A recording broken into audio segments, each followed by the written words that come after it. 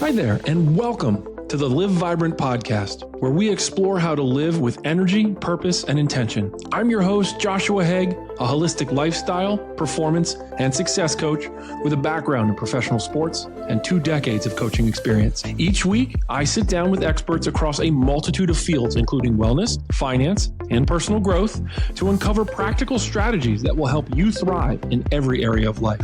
Let's dive in and help you live your most vibrant life. I'm so excited to bring back on Vasi Smith. She is the CEO and founder of the Thrive Community on School and an incredible fasting coach. We've had her on before. Vasi, welcome back to the podcast. Thank you, Josh. It's great to be here. So, and we were just talking off camera, well, off record. I've had such tremendous turnout from the last podcast that we did together. And for those of you just tuning in now, it was kind of a bird's eye view of fasting and what that looks like, what it does for you, just the basic level things. And the purpose of this podcast today is to dive a little bit more into the actual tactile application of fasting into your life. And we're going to take this in kind of 2 segments. First, we're going to review and just kind of, Vasi, give me your 2-minute elevator pitch of 24, 36, 48 hour fasting. Good for you. What does it do? Intermittent fasting. Give me just a quick pitch for like 2 minutes-ish. And then we're going to dive into actually how to implement it. For those of you coming back looking for that,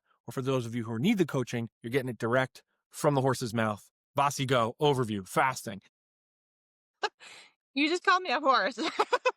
I'm good. I'm good with that. I like horses. Okay. So 16-8 is an awesome base for fasting. It's been really shown to reduce blood pressure. You can lose weight on it, and you maintain your muscle really well with 16 hours of fasting, 8 hours of eating. The longer fasts go into they have different like superpowers. 24 hours is amazing for the gut.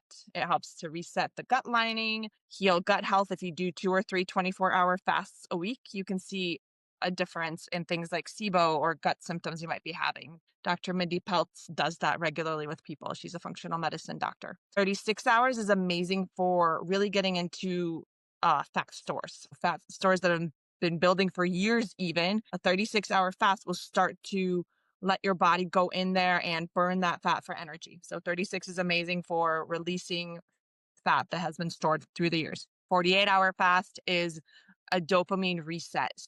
That can really be helpful if you have any sort of addictions. For me, it helped me with food addiction. Like I was addicted to chips and ice cream and things like that. After a 48-hour fast, all I want is cauliflower and carrots. That's kind of amazing. So it resets your dopamine sensors in your brain, and it can help you to overcome addiction, which is really powerful. Any fast over 42 hours can help you to create stem cells in your body, which those are cells that can turn into any tissue in the body, muscle, bone, whatever's needed, and can help to elevate the healing. So any fast over 42 hours creates stem cells. So we have the overview.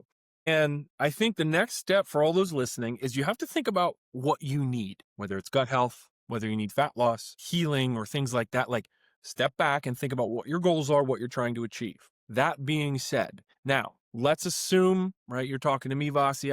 I've said, okay, I need to do fasting and I'm going to start. Walk me through your process. Let's go to 16-8. Let's go to 24. Let's go to 36 and walk me through how you're going to build out your week or your day, how you're going to eat before and after, and treat me as if I know nothing, because I want someone listening to this to be able to pick it up and say, I've got a little bit of that direct coaching from Vasi and I can start. Obviously it's not perfect and they should contact you for one-on-one, like the deep stuff, but I want this to be the tip of the iceberg of how to impact their life tomorrow when they're going to start fasting. Right. So actually, before I recommend starting fasting, I have kind of a system for people to think about before doing that.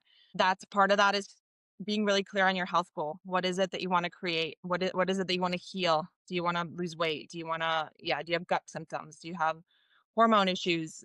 And write down that goal and write it down somewhere where you can see it every day. Because fasting, I see it primarily as a healing modality. And as you go through it, it can be difficult. It's not easy for us to go through periods of hunger. We're biologically driven to find food. That's our job. So when you are fasting, you want to be clear on what you're actually doing and the healing that you're creating in your body. So writing down that goal helps to remember that. For example, for me, it's gut health right now. So whenever I fast, I'm healing my gut. That's what I say to myself. I'm healing my gut. I'm hungry right now, but you know what? I'm healing my gut. It's like taking a medication that might not taste very good. Sometimes you might have to do that. And remembering that it can actually like help you in a dramatic way can help to go through those periods where it feels hard. And it's like, oh, I really just want to eat something. So being really clear on that goal is a great starting point. Another thing to consider is actually starting a food journal where you become mindful of your food. And I do actually a food and mood journal where you write down what you're feeling at the time when you're eating too. You don't have to like write down quantities or calorie counting or macros, none of that. It's just writing it down as awareness. And then that can become a journal where you write down your fasting windows as well and reflect on how those affect you. Like, how did I feel when I tried a 16? Trying a 24, like what does that feel like? What kind of liquids was I drinking? And things like that. It can be an awareness tool. So starting with a food and mood journal before you ever go into fasting is something that I also recommend. The other thing is getting really good at relaxation practices and connecting with yourself emotionally throughout the day. I recommend something super simple, which is checking in with yourself with the questions: how do I feel and what do I need? Like taking a minute and doing that 3 to 5 times a day. So I run this challenge in the Thrive community called the Not Your Typical 14-Day Intermittent Fasting Challenge. And I go through all these steps because I think they're very important to have a good base when you actually start experimenting with intermittent fasting. So the reason for checking in with yourself emotionally throughout the day is because fasting can raise your cortisol. One, so checking in with yourself helps to calm that. Another reason is that it's easy to overdo it. You can either overdo fasting or not do enough of it. So being able to be really connected with yourself through this process helps you to know if, okay, what I'm feeling right now is manageable and I can hang in longer. I don't need to eat something right now. Or if it feels like, oh my gosh, I'm just so overwhelmed. There's so many things going on. My cortisol is up here. Fasting is not helping me right now. I'm going to have a healthy meal right now and I'm going to try again tomorrow or the next day. It's really important to be able to do that so that you don't drive your cortisol too high, because ultimately that's not going to be a healing process for you if you're, fasting, but just like holding things together like this, like, and everything just feels incredibly hard. So, I yeah. want to say, and this is a perfect example of why you're an incredible coach. It's something that I think, and maybe it's me being silly or just I haven't done fasting long enough. The practice of fasting and the feelings that I've had over the last, let's say, 3 months that I've been doing it, there is a huge connection, body and mind, and almost like I was like, I know the gut is the second brain. I've heard it. I'm a coach. I've coached it. I know you need a healthy gut for performance, for energy, for like all the stuff. But personally, having gone through my journey with fasting, it's interesting at how deep it goes when you really start to step back and listen. And what's so curious, and I'm kind of raising my hand or my flag up for those listening of like, you have to do what she's talking about, especially as someone who doesn't understand what's happening in your body or might be unaware.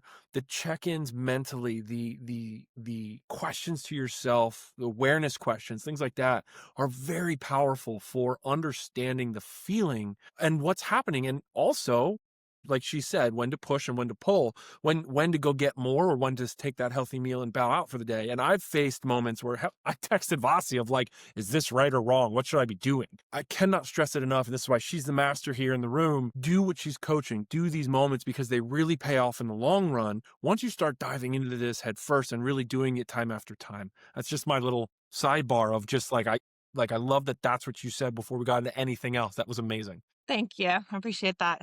Yeah, I you can just think about doing that at least 3 to 5 times throughout the day. And it's amazing the insights you can start to experience when you just give yourself a minute to say, how am I feeling right now? What do I need? Like, you might be thirsty, but you're pushing through, you're working hard and not even noticing that. And it just gives your body a chance to just relax and say, like, "Oh, okay, I'm tired. I have to work a little bit more, but I'm going to lay down for a few minutes after that, or just, do a breathing practice to get myself mentally here because I'm feeling tired right now." So, yeah, 3 to 5 times throughout the day. How do I feel? What do I need? A food and mood journal that also helps you to develop that awareness around your eating patterns. And then relaxation practices. You might already have these dialed in, but I share a really simple one called box breathing in the 14-day intermittent fasting challenge. And all that is breathing in for a count of 5, holding it for a count of 5, breathing out for a count of 5, and holding it for a count of 5. And doing that 5 times.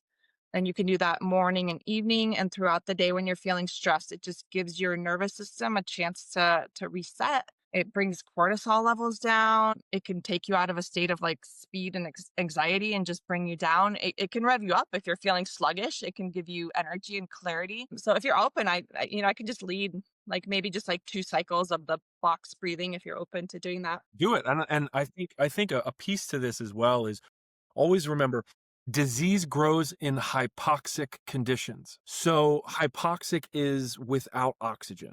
And so not only is it doing all these great things to this system, she's completely right, but you want to talk long term, longevity, breathing as a whole, and like deep, big breathing has been shown time after time to help with long term health and in turn chronic disease. So just it's a huge practice to get into. I think it's fantastic. Take it. You can do, yeah, two or three moments, right? Cycles. Yeah, go through it. Hmm. Awesome. Yeah. So okay. You're gonna just sit or lie down in a comfortable position as long as you can hear my voice and just allow your shoulders to come up and back, relaxing your body, allowing any stress or tension to just drop away from you right now. You can let your eyes gently close or just keep them really soft and connecting with your natural breath for just 1 or 2 cycles of your natural breath. And as you're ready, with your next exhale, exhale all your air out, maybe a little longer than you normally would. And then inhale, 2, 3, 4, 5. Hold, 2, 3, 4, 5. Exhale, 2, 3, 4, 5. Hold, 2, 3, 4, 5. Inhale, 2, 3, 4, 5. Hold, 2, 3, 4, 5. Exhale, 2, 3, 4, 5. Hold, 2, 3, 4, 5. And just coming back to natural breathing. So that was 2 cycles of it. I recommend doing 5, again, morning and evening, at any time when you feel anxious or stressed throughout the day. It's another tool you can use. And you need those tools as you're going through fasting because like we said, it does increase cortisol and it can make you feel kind of more anxious, more stressed out, especially as you're starting out. So it's important to have simple tools that you can come back to again and again. This is one tool. You might have tools that you love. It might be a walk in nature, it might be journaling, it might be another breath practice, but it's really important to have those dialed before you bring more stress into your life with fasting. And it's a hormetic stressor, so it's a very healing stress when you actually get into it, like exercise, but you have to be prepared. So that's kind of the base work. You want to have the mindfulness in the food and mood journal, emotional check-ins with how do I feel, what do I need, and then relaxation practices like box breathing or another kind of breathing or meditation or prayer or walking in nature, or dancing, yoga, whatever it is. You want to have those as part of your life before you start, messing with your eating window. And that can provoke anxiety for some people, just even thinking about that. So, the place where I recommend starting with the fasting, once you have that base, once you have those things dialed in, practice those things for a few days, then I recommend for people to calculate their fasting window, what they are doing already, because we're all doing intermittent fasting between dinner and breakfast, right? So you calculate the amount of time that you already have between dinner and breakfast, and then start to stretch that by an hour or 2 hours, kind of checking in with yourself as you go. What feels good? I recommend stretching it by 1 to 2 hours and then practicing that for like 3, 4 days. And then maybe take a break and have a day where you don't do fasting. That brings in that variability, which I think we talked about that last time. You don't want to do the exact same thing every day because then your metabolism adjusts and your body can just bring your metabolism down to deal with the pattern that you're creating. So when you do the exact same thing every day, you run into that. So varying it will prevent that. So yeah, do a few days where you're stretching it and then do a day when you're not doing any fasting. Keep going like that, where you just keep experimenting with stretching that window until you get to the 16/8. And then try that. I recommend trying that for at least a week. And maybe that's all you need to do. Maybe that feels like a good place. If that's your place, stay with 16/8, but have one day when you're not doing any fasting. Like eat more throughout the day. If you have 2 days normally on your 16/8 days, have 3 days on your 3 meals on your non-fasting day. And then have a day when you're maybe trying to stretch it a little bit, go to 18 or 20 to give yourself more of a break. And that brings in the variability. And that's a beautiful pattern right there. 16/8 every day One day a week, you eat longer, eat for 10 to 12 hours. Again, nutrient dense foods. And then one day, stretch your fasting window more to give yourself more of a break. And you could just stay there. That might be perfect. Goals of healing your gut, consider then adding in more of those 24-hour fasts during your week. Maybe you do 2 or 3 24-hour fasts, but always make sure you have one day when you're not fasting. And if you're doing like 3 24-hour fasts, you might even have 2 days when you're not fasting because you're in a fasting state for such a long time during the week. Again, checking in with yourself as you go. How do I feel? What do I need? It's a really important base. And then write that stuff down. Like, how did I feel? I did 16-8 today. How did that feel? Did it feel doable? Did it feel like it was too much? And maybe I need to eat more tomorrow. So always calibrating and recalibrating with yourself, how your body's responding, how your emotions are responding, and what would feel good. We're going into the holidays right now, so you might find yourself indulging more and having maybe foods you don't normally eat. So if you're having a week or two of indulgence, then it might feel really good to go into one of those longer fasts, like a 36 to 48-hour fast. I don't recommend trying those until you have a good base pattern of fasting where you've done 16-8 for a while and you've tried some 24-hour fasts.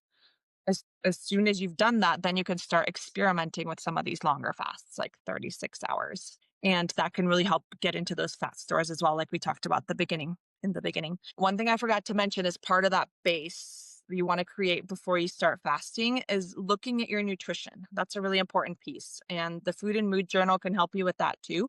You can look at your meals and the kind of foods you're eating. It's really important to have protein, fat, and complex carbohydrates at every meal unless you're carnivore and not doing any carbohydrates. But protein is really important for maintaining muscle. That was a mistake that I made when I started fasting. I think I mentioned that last time. I wasn't getting enough protein, and you're going to lose muscle that way.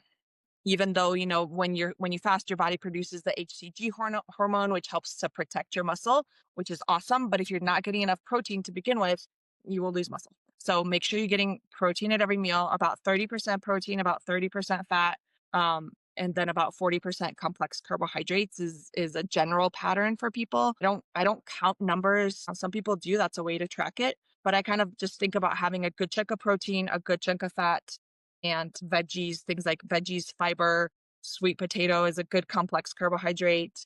Potatoes, grains, if you eat grains like quinoa. Quinoa also has protein. Nuts, seeds, meat, eggs, cheeses. Those things have both protein and fat. So those are things you want to make sure that you're having at every meal. And that prevents you from getting malnourished because that's not a state you want to be in when you're fasting. So that's really important. And the Food and Mood Journal can help you to kind of track that and make sure that you're getting some protein, some fat, and some complex carbohydrates at every meal. And those treats, you could also have occasional treats like sugar, flour, those things. It's fine to have them every once in a while, but it's not something you want to have at every single meal because they're going to spike up your blood sugar and they're going to make it harder for you to fast. So, something I really walk people through, especially starting those longer fasts, your last 2 meals should be very heavy in fats to help your body to kind of adjust to that process of burning fat for energy instead of carbohydrates. And that helps you to be more metabolically flexible, where you can burn either carbohydrates or fat for energy. Both are different metabolisms that we can tap into. And fasting is really powerful at helping us to tap into our fat burning metabolism. I've written down a couple of the questions that were either asked to me or that I've had for you, and one of them, you hit the nail on the head, and it's something to highlight. So, situation that I ran into, I had a bad cheat day on a Sunday, right, and it turned into a day, and I've been on my weight loss journey, and it really highlighted the concept of nutrient dense foods. And you said that before. Now you're talking about, right, the fats on the day before you fast. I think it's important to iterate, and you've done a great job of the prep work that goes into being ready to do, especially a longer fast. 16-8 is a little bit easier, but like anything over 24. And I found on the day that the fasting day, like when I cheated the day before, I had super high carbohydrate day for me. And it was not necessarily great choices of food, like prep pancakes, breakfast. They were protein pancakes, but lots of maple syrup. But like I really threw my diet off. I found it to be such a struggle the next day trying to get through the fasting. But when I'm, like you said, high fats, good sources of protein, personally, I pull out that carbohydrate. I find it very easy to move my way through in terms of how I feel, how hard that hunger sensation is. So I cannot stress that enough. I think she hit the nail on the head with it, is prep yourself. And then I also want to talk about breaking the fast with nutrient-dense foods. So what does that look like when you go to break your fasts? I will answer that in a moment, but I love that you brought that up, and that's such an important point. Yeah, I've had that experience too, where it's like the night before a fast. Oh, I'm fasting tomorrow. I can have this, yogurt with some sugar in it. It's fine. But then the next day, it becomes a lot harder to fast because I had sugar because my blood sugar is doing this, and so it's harder. That makes cravings stronger. So yeah, pulling out those processed foods on the day before you do a longer fast is a great idea. Just not doing any sugar, no flour. Keep it really protein, fat, vegetable based. Maybe some fruit, but lower sugar fruit like green apples or berries. But staying away from things like bananas, pineapples, even to just make sure that our blood sugar is supported as we go into the fast. It's gonna make it a lot easier. And it's not a foolproof. It doesn't mean that, oh, your fast gonna be super easy now.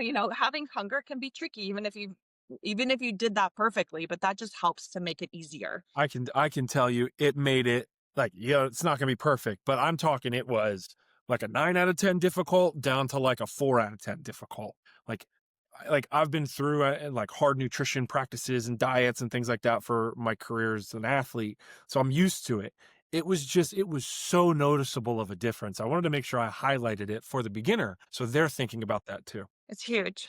It's huge. Yeah, and something I do if it's harder for me to do the longer fast, like some days I feel like the longer fasts are hard when I have too much stress in my life. So I'll do like a one meal day. I'll do and keep it really low carbohydrates. Like I did that the other day. I was going for a 48-hour fast, but I had to drive the kids all around and they had their friends and it was just like I need something. I need something, some kind of nourishment. I'm not able to fast right now. So I just had some like veggie soup and sprouted lentils and sunflower seeds and I hit the spot and then that's all I had and that still gave my body a good break, even though it wasn't this perfect fast. So it's always okay to adjust. And when you have those patterns of how do I feel, what do I need, and those relaxation practices, when you have those in place, you can stay in tune with yourself. And that's really important as you do this. I want to go back to your question about breaking a fast. So I really recommend you think about it while you're on the fast, the food you're going to break the fast with, because it's easy to get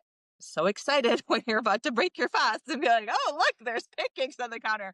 And just go for whatever you see first. Don't ask me how I know. Never experienced that. But being intentional with your food, especially during these longer fasts, when you're doing like a 36-hour fast, you're gonna feel pretty ready, most likely, to break that fast when the 36 hours is done. So thinking about it while you're fasting, maybe finding some recipes, maybe thinking about what you have in the fridge, or maybe thinking about what you want to go to the store and grab right before your fast ends, to make sure that you have a good nutrient dense meal. You don't want to spike your blood sugar when you first come back into eating. You want to make sure you're getting good probiotics with things like it might be yogurt or coconut yogurt or kimchi or even taking probiotic pills because you've just given your gut this break and you want to make sure that you replenish it with really good microbes. And then fat, really good fats, boiled eggs, avocados, meat if you eat meat, nuts and seeds. Veggies can be okay, or like a soup, some kind of a soup in the winter. We have tons of snow outside, so soup is really nourishing and feels good right now. Yeah, and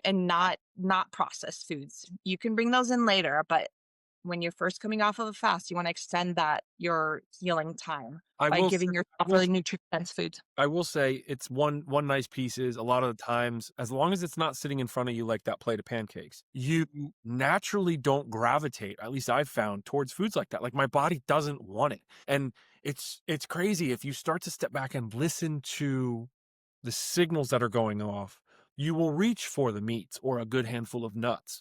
You'll just naturally start to taste the right things. So again, check in with yourself, listen. That's awesome. I also heard somewhere that when you do break the fast, once you get your probiotics and like a small meal right in the beginning, just enough to jumpstart the conveyor belt. When you go to actually get your meals, you want to basically do two macros. You never want to do the third. So it's either protein and fat or protein and carb or carbs and fats. You don't want to do a full plate the first meal back. Is that true? I'll have to explore it.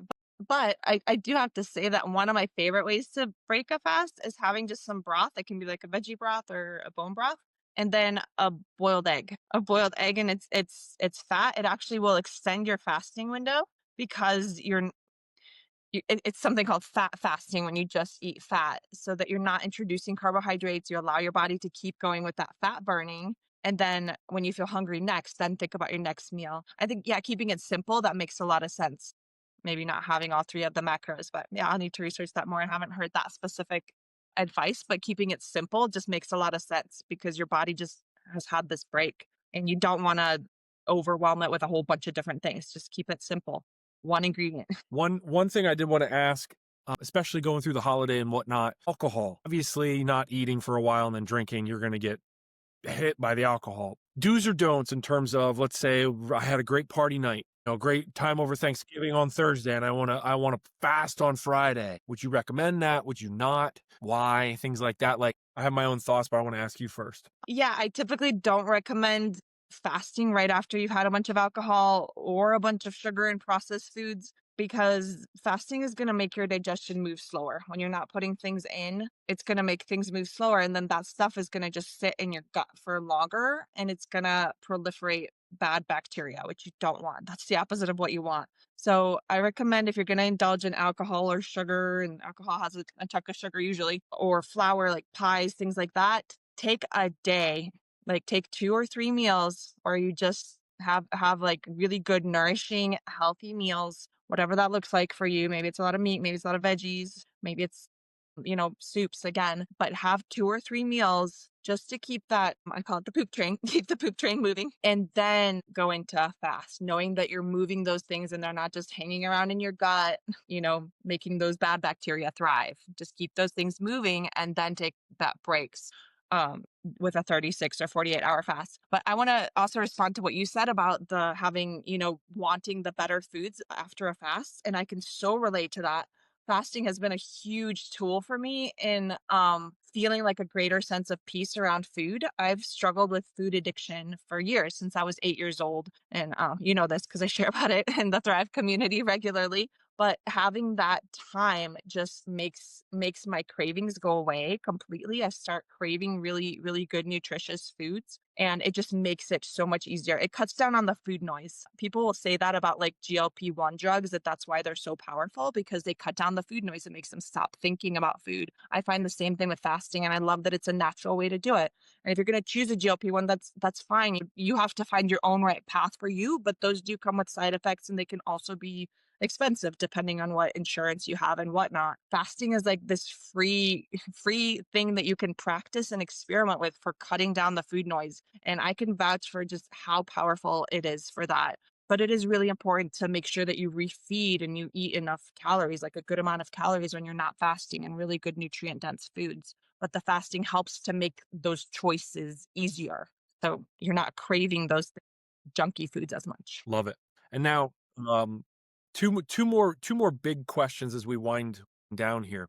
Do you make any recommendations in terms of fasting, male versus female? That's a really good question. From what I've learned, and I listened to a lot of different experts, men can have a more consistent kind of pattern with it. You can kind of do the same thing week to week. With women, it's really important to be mindful of your period, of your moon cycle, whatever you want to call it. So the week before that cycle, you don't want to be fasting because you want to support your progesterone. And that is supported by having carbohydrate rich foods, making sure you have enough food. Fasting is not supportive to progesterone. It's very supportive to estrogen. So as soon as the period starts, you can actually go into those fasts. You can have like a 36-hour fast even when the period starts and in between. Dr. Mindy Peltz really goes into that deep where if you want to explore more about that about women, but that's my basic thing that I recommend is do not fast before your period if you know when it's coming for women. For men, you don't have to worry so much about timing. You can kind of fast whenever, wherever. And then if you're in menopause for women, it's easier to have a pattern kind of like men do that you don't need to worry about those cycles as much. You can kind of just have your fast. You might have 2 times a week that you do 36 to 48 hours and that's totally fine. Oh, That's great. I had a feeling, and I think we missed it on the last one, and that was a question that I kept getting popped up, so I wanted to get it straightened out. What about working out before, during, and after? Do you make recommendations? Should I strength train? Should I cardio? What should I do?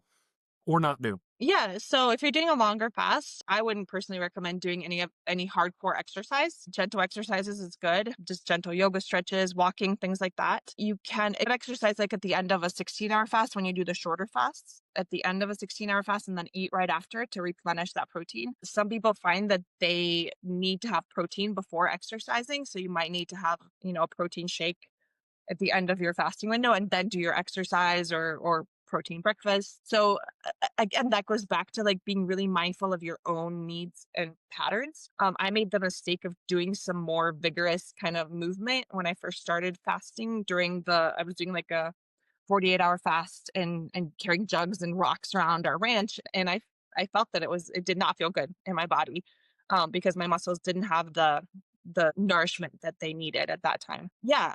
Check in with yourself and write it down. Like write down, I worked out at the end of my fast and then ate, or I worked, I ate something first and then worked out, and then notice how you feel and calibrate with yourself what feels best to you, because yeah, we're all different. So I can't say that there's a general recommendation. This is how you do it for every single person. You have to kind of listen to yourself and track yourself and see how you feel as you do these things. She's Gen- she's 100% right that you can never make a rule person, but it has to be person by person. However, I wanted to see what you'd say, and I wanted to make sure I went on, like, have this recorded in terms of there are optimal times of output for different things based off of the blood sugar level that you have, as well as what you're thinking about for recovery.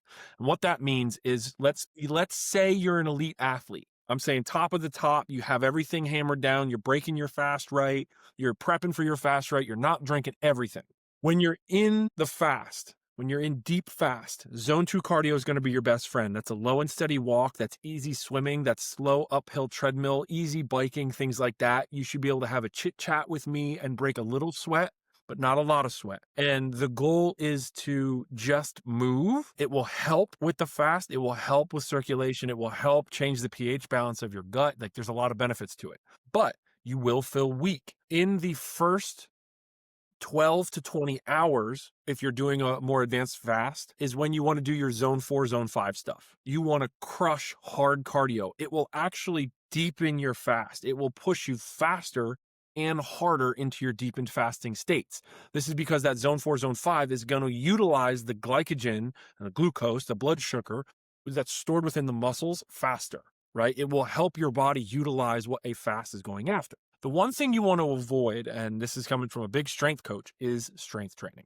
And it is not because you can't do it. It is because of the energy sources that are used for strength training, as well as what you have or lack thereof for recovery. So what that means is when you're, like she said, moving the rocks around, or you're bench pressing, or whatever you're doing for strength training, you're losing that high source energy. ATP, right, is adenosine triphosphate, and glucose is your main pops for a lot of lifting that gives you that pop and that energy. This is why something like zone 2 cardio is better, low and slow. That is more a fat burn state. You are utilizing and converting fat at a more ready state for energy. In turn, you're going to go to lift up your big weight and you are going to feel weak. You're going to lift less weight than you normally can. You are going to just be thrashed. And on top of it, your body is not going to have the sources it needs for recovery. And this is paramount. And I cannot stress this enough. Your body is then going to turn around and grab whatever it can to try and heal from all the hard work that you just did. And what does it have? Muscle. This is when we get into breaking down muscle tissue for repair and recovery. And I see it all the time. You see the women running into Orange Theory out here, and they've got their cup of coffee and they're in there fast and they haven't eaten, and they go crush Orange Theory and they lose a little bit of weight. And then they start to eat, but their body doesn't have enough energy to recuperate. So it grabs muscle for repair, and they get caught in that cycle for the next day doing Orange Theory 6 days a week. And so all of a sudden, you see all these people running in and out of Orange Theory, and they look identical. They're kind of fluffy. They have a little bit of muscle mass. They kind of have cardio, but they're not really strong. It's because they're locked in this loop of not eating enough nutrients for recovery, but at the same time doing super high intensity work when their body can't maintain it. So make sure you appropriately choose your exercise for the state of fasting that you are in. And like personally, I have a tendency to do a 36-hour fast Sunday through Tuesday. Well, Monday night, I make a decision of whether or not I'm going to lift with my lifting partner on Tuesday. And if I do, if we're going to lift at, let's say, noon, I make sure I eat dinner and break my fast early. I make sure dinner is in my system and I eat something for breakfast because at the end of the day, I work so hard to have all the muscle and to be big and strong. An extra 8 hours on a fast will ruin all of that work. So basically make a choice. And this is what we talked about, and this is what I kind of wanted to end it with is Vasi he said an incredible point of do what feels good.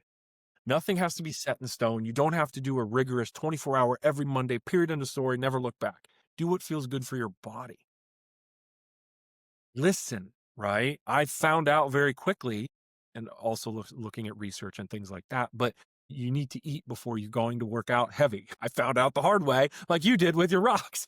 So that's kind of my little soapbox there for the working out. I had a lot of people asking me about that. Any closing thoughts on the call? I just love having these conversations with you because I learned so much from you too. And I love, yeah, going back and forth and sharing and learning. And hopefully this helps people to really figure out their own best pattern. I guess parting thoughts is just that you're going to start to feel in your body what it's like to feel healthy and vital. And you're going to feel your fat burning mode. You're going to feel what that's like. You're going to want it more, so that helps to drive you. So it can be hard to take those first steps, but having a strong, powerful why, a strong, powerful goal as you go into it is huge to kind of keep you going. And then it becomes easier. And then you start to crave it. You're like, I love how it feels. I love how I think on a fast. I think so much clearer. I feel so much more vibrant, lighter. My digestion just feels really healthy, and you start to feel that and want that more. So just take the first step, whatever that is, whatever feels easiest to you right now. Just experiment with it, play with it. Don't be too serious about it. Your health is worth it. Your vitality is worth it, and you are worth it ultimately. Couldn't agree more. Vasi, for those listening that want either a more guided approach to fasting, deeper coaching, to get to know you better, all of it, where do we find you? Rattle off any of the handles. Bring it back to me. Yeah. So it's www.school.com dash release the weight. That's what the Thrive community is. You can find me on Facebook at Vasi Smith, VasiSmith. Those are my places. It's always great chatting with you, Josh. Thank you so much. Vasi, thanks for coming on, and we'll catch you next time. Okay, sounds great.